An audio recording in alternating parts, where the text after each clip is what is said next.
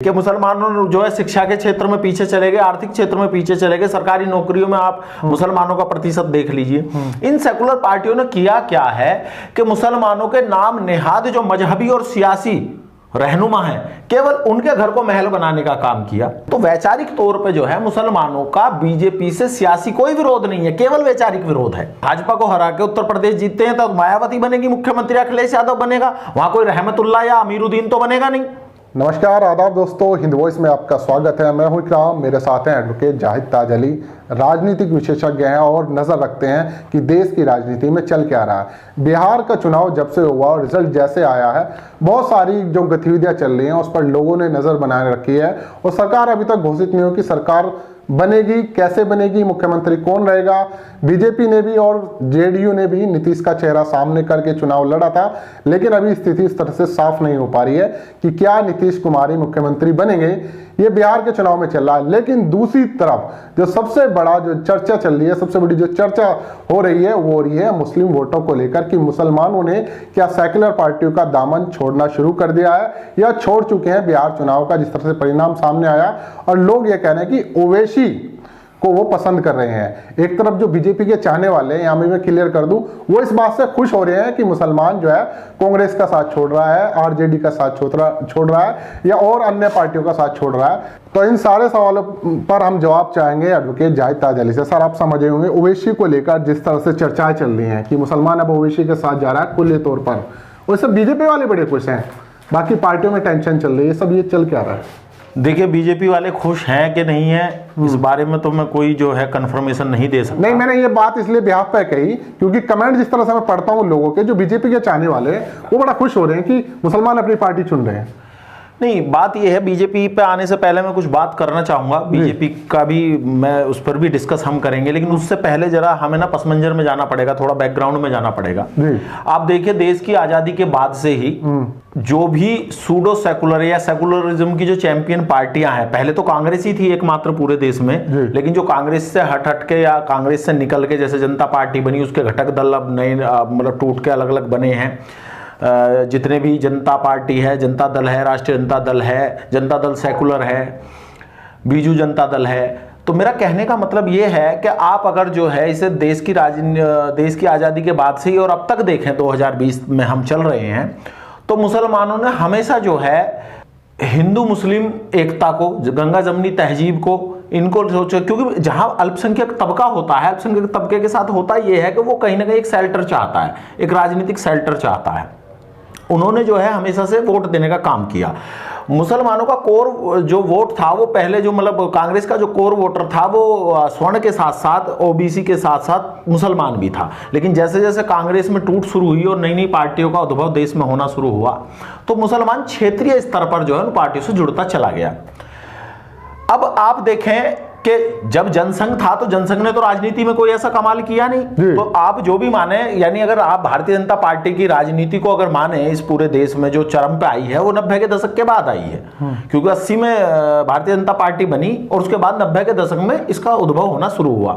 और बाकी पिछले 10 से 15 सालों में जो है, जब से मोदी का जो है भारतीय राजनीति में प्रवेश हुआ भारतीय जनता पार्टी के द्वारा, तब से आप जो है कह सकते हैं कि इस देश में एक सीधी और सपाट लकीर खींची सेकुलरिज्म वर्सेस कम्युनलिज्म के बीच, यानी दक्षिण पंथ के बीच और जो है नहीं, दक्षिण पंथ के बीच में और सेंट्रलिस्ट के बीच में, ठीक है, या सेकुलरिज्म को मानने वाली पार्टियों के बीच में। लेकिन अगर आप इसका पूरा प्रोसेस देखें तो आजादी से पहले का अगर आप मुस्लिमों का या अल्पसंख्यकों का आंकड़ा उठाएं और आजादी के बाद का उठाएं, तो आप पाएंगे कि मुसलमानों का आर्थिक, सामाजिक, शैक्षिक जितना पतन हुआ है उतना किसी भी समुदाय का इस देश में नहीं हुआ। जितनी भी पार्टियां थी वो एक कसम खाती हैं या ये दावा करती हैं अपने हर चुनाव में कि भी हमने जो है मुसलमानों के लिए ये किया वो किया, मुसलमानों के लिए ये किया वो किया, का ही अंजाम है कि 2006 में जो है आप देखिएगा कि सच्चर कमेटी की रिपोर्ट आई और कांग्रेस की सरकार रही 10 साल, उसने सच्चर कमेटी की सिफारिशों पर अमल तक नहीं किया। यानी कि सच्चर कमेटी की अगर आप रिपोर्ट पढ़ेंगे तो उसमें पाएंगे कि कितना कुछ किया मुसलमानों के लिए, कि मुसलमानों जो है शिक्षा के क्षेत्र में पीछे चले गए, आर्थिक क्षेत्र में पीछे चले गए, सरकारी नौकरियों में आप मुसलमानों का प्रतिशत देख लीजिए। इन सेकुलर पार्टियों ने किया क्या है कि मुसलमानों के नाम नेहाद जो मजहबी और सियासी रहनुमा है, केवल उनके घर को महल बनाने का काम किया। ये बहुत बड़ी बात उनकी पीढ़ियों को मजबूत करने का काम किया। और मुसलमानों में चूंकि पढ़ाई लिखाई का यह मान लीजिए कि एक तबका जो है पूरी तरह से इन पर बड़ा विश्वास करता था, सियासी और मजहबी लीडर पर, तो उन्होंने जैसा उनका रुख मोड़ा वो वैसे मुड़ते चले गए। लेकिन 21वीं शताब्दी में 2000 के बाद ये चीजें बदलनी शुरू हुई। मुसलमानों का जो नौजवान तबका था, पढ़ा लिखा तबका था, जो मेहनत कश था, उसने ये सोचा कि भाई अब कहीं ना कहीं हमें जो है अपना फैसला खुद लेना है। हम किसी मजहबी या सियासी या मसलकी लीडर के हाथ में, तंजीमों के हाथ में अपना भविष्य नहीं देंगे।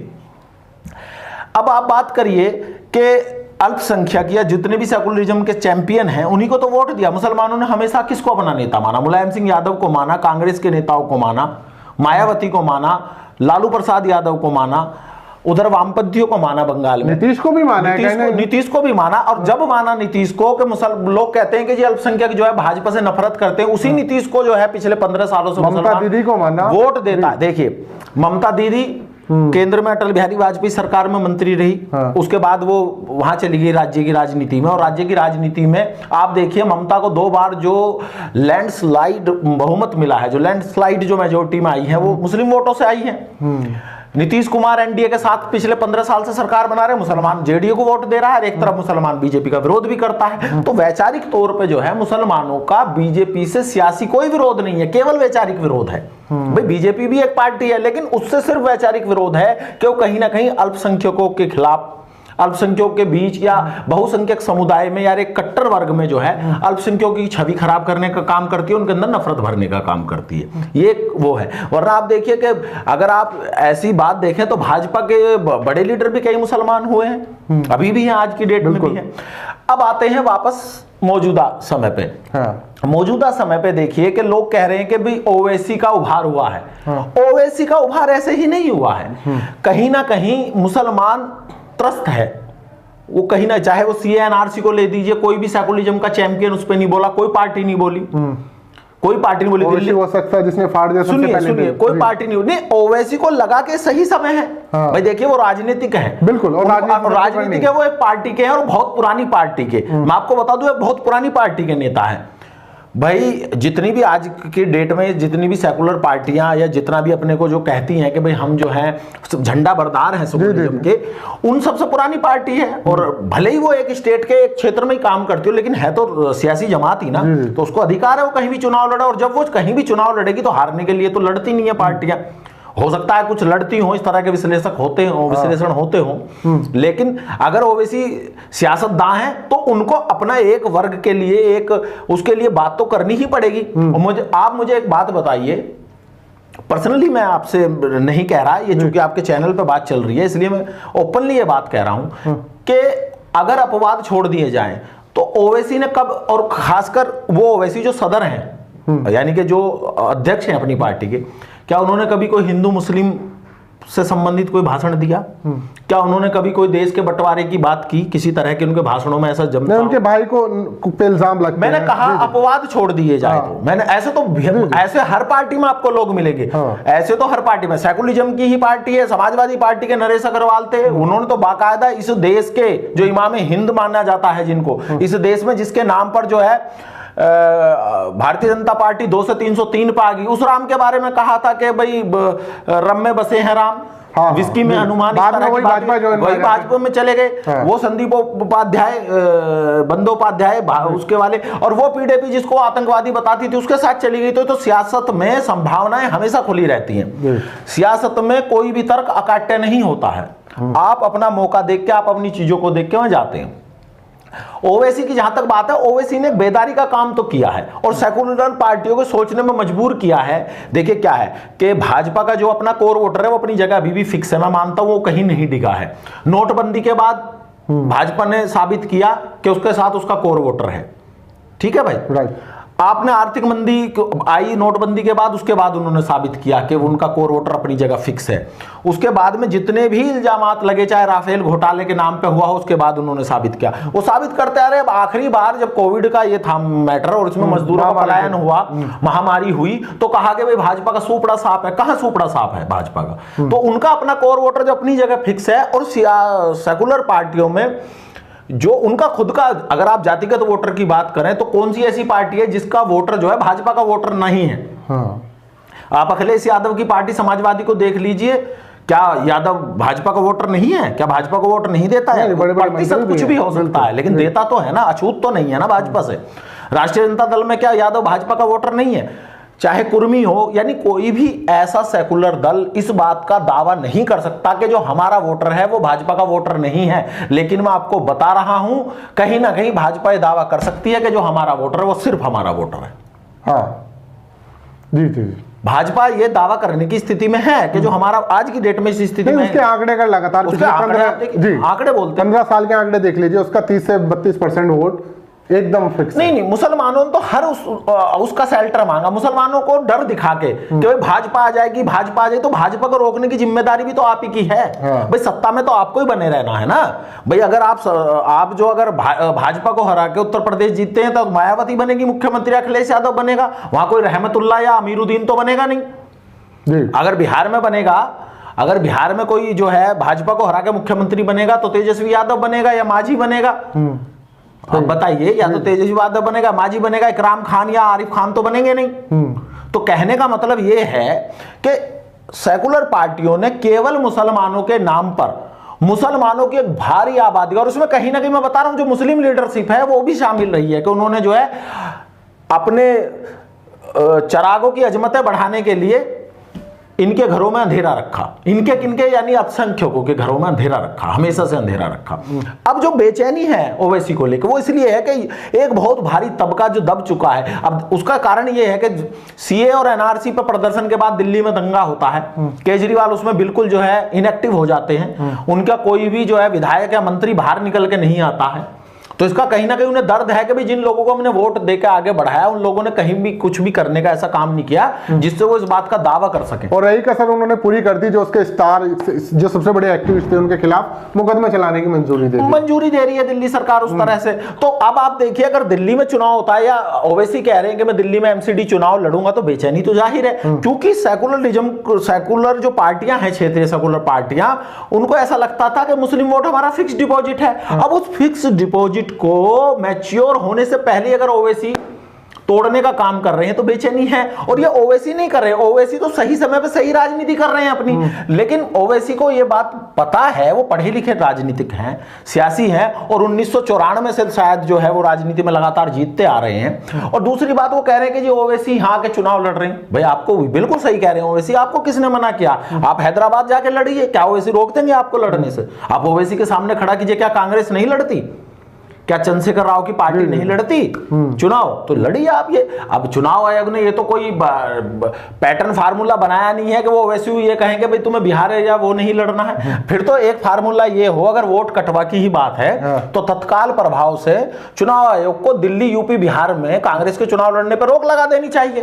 आप देखिए दिल्ली लगातार 2 बार जीरो बैलेंस है, 3 बार हो गए। हाँ, 2 बार तो जीरो बैलेंस है ना। उत्तर प्रदेश जैसे राज्य में आपके पास 6 या 7 सीटें हैं कांग्रेस के पास, वो किस मुंह से किसी को वोट कटवा कह सकती है? मैं तो ये नहीं समझ पा रहा वो किस मुंह से। और वो भी आप स्ट्राइक रेट देख दीजिए कि सीमांचल पर ओवैसी की पार्टी चुनाव लड़ी 20 सीटों पर, उसमें से 5 वो जीती, यानी 25% का जो उसका स्ट्राइक रेट है। अब आप उसको देखिए कि कांग्रेस को देखिए, मिथिलांचल में देखिए, मिथिलांचल में 60 सीटें हैं बिहार के, उसमें से आप देखिए मिथिलांचल की 60 सीटों में से 40+ पे एनडीए जीत के आया है। और जिस सीटों पर ओवैसी लड़े हैं, 20 पर एमआईएम लड़ी है, उन सीटों पर अगर आप देखेंगे, आकलन करेंगे तो मुश्किल से 6 या 7 सीटों पर एनडीए जीता है। तो कहने का मतलब ये है कि ये कहीं ना कहीं एक अच्छा संकेत है इकराम जी। मैं आपको बता रहा हूं इकराम भाई, ये बहुत अच्छा संकेत इसलिए है कि इन्होंने जो आज तक केवल ओरा बनाया है, गुड़ दिखाकर, इसको देसी में हमारे यहाँ देहात में कहावत है, गुड़ दिखा के जो डला मारने का काम किया है, गुड़ दिखा के जो पत्थर मारने का काम किया है, उसमें कहीं ना कहीं अब सेकुलर पार्टी को सोचना पड़ेगा कि अगर आप नहीं सुधरते हैं, आप आम मुसलमानों के लिए कुछ नहीं करते हैं। आप देखिए, मैं मानता हूं आजम खान बहुत बड़े अल्पसंख्यक के नेता है, मैंने माना उत्तर प्रदेश के अंदर उन पे एक ठप्पा है कि समाजवादी के सबसे बड़े कद्दावर नेता है, लेकिन मुझे बताइए कि रामपुर के अलावा उन्होंने कहां कुछ किया है? और नेपोटिज्म परिवारवाद को क्या पूरे जिला रामपुर में समाजवादी पार्टी के कार्यकर्ता केवल आजम खान के घर में पाए जाते हैं? क्या आजम खान जो है, से पहले नहीं, वही तो कह रहा हूं कि आजम खान ही वहां से विधायक होंगे, वो सांसद होंगे, वो नहीं होंगे तो उनकी बीवी राज्यसभा से आएंगी, उनका बेटा जो है विधायक ही करेगा, भले ही उसकी उम्र पूरी ना हो। तो ऐसा नहीं है। और सेकुलरिज्म क्या होता है? सेकुलरिज्म ये होता है कि जात, बिरादरी, नस्ल, धर्म, क्षेत्र देखे बगैर क्या होता है सेकुलरिज्म? सेकुलरिज्म ये होता है कि आप जात, बिरादरी, धर्म, नस्ल, रंग देखे बगैर सिर्फ इंसाफ और हक की बुनियाद पर सियासत करो, और उसका हक दो, वो किसी जात का हो। अगर कोई मुसलमान किसी पार्टी में वो गलत है तो उसको गलत कहिए, अगर कोई हिंदू है उसको गलत कहिए। तो सेकुलरिज्म तो हक और बातिल के बीच फर्क पैदा करने वाली चीज है।